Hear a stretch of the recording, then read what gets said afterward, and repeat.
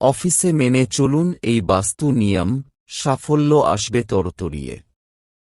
কর্মস্থলের বাস্তু খারাপ হলে আর্থিক সংকট, সহকর্মীদের সঙ্গে বিবাদ এবং আদালতে মামলার সম্মুখীন হওয়ার সম্ভাবনা থাকে।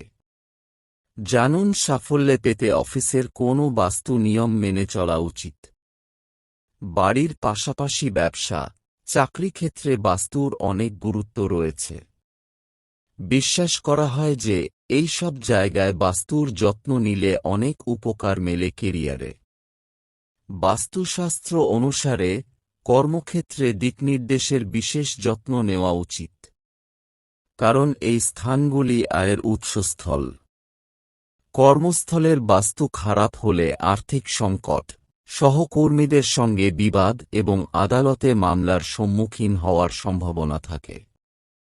জানুন সাফল্যে পেতে অফিসের কোন বাস্তু নিয়ম মেনে চলা উচিত। তার আগে আমাদের এই চ্যানেলে নতুন হয়ে থাকলে চ্যানেলটি এক্ষুনি সাবস্ক্রাইব করুন, আর ভিডিওটিতে লাইক, কমেন্ট ও শেয়ার করতে ভুলবেন না। তো চলুন জেনে নিই কোন সেই বস্তু নিয়ম যা মেনে চললে অফিসে সুখ শান্তি বৃদ্ধি পাবে। অফিসের শুরুতেই বসের জন্য ঘর থাকা উচিত নয়, বরং প্রবেশদ্বারের কাছে এমন কর্মচারীদের বসার ঘর থাকা উচিত যিনি সমস্ত তথ্য দিতে পারেন। বাস্তু অনুসারে উত্তর পূর্ব দিকে অফিস খোলাকে শুভ বলে মনে করা হয়। মনে রাখবেন অফিস যেন ভুল দিকে না হয়, নয়তো আয় প্রভাবিত হতে পারে।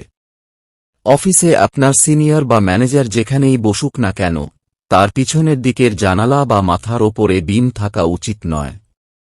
অফিসে বসার সময় আপনার মুখ বসময় উত্তর বা পূর্ব দিকে থাকা উচিত। অফিসের প্রধান বা বসের বসার জায়গার পিছনে একটি শক্ত প্রাচীর থাকা উচিত। গুরুত্বপূর্ণ ফাইলগুলি আপনার ডেস্কে উত্তর পূর্ব দিকে রাখুন। কম্পিউটারের একদম কাছে বসবেন না। আপনার এবং কম্পিউটারের মধ্যে কমপক্ষে 2 ফুটের ব্যবধান থাকা উচিত। অফিসের উত্তর পূর্ব কোণে একটি ছোট পুজোর জায়গা থাকা উচিত। কুবেরের বাসস্থান উত্তর দিকে বলে মনে করা হয়। অতএব যতদূর সম্ভব ক্যাশবাক্স বা টাকা পয়সা সংক্রান্ত কিছু শুধু উত্তর দিকে বসান। অফিসে গ্লোব, কোনো মহাপুরুষ বা প্রবাহিত জলের ছবি ইত্যাদি রাখতে পারেন। অফিসের কোনো কর্মচারীর মূল দরজার দিকে পিঠ থাকা উচিত নয়। কর্মস্থলের দেয়াল, পর্দা, টেবিল সবই হালকা রঙের হতে হবে।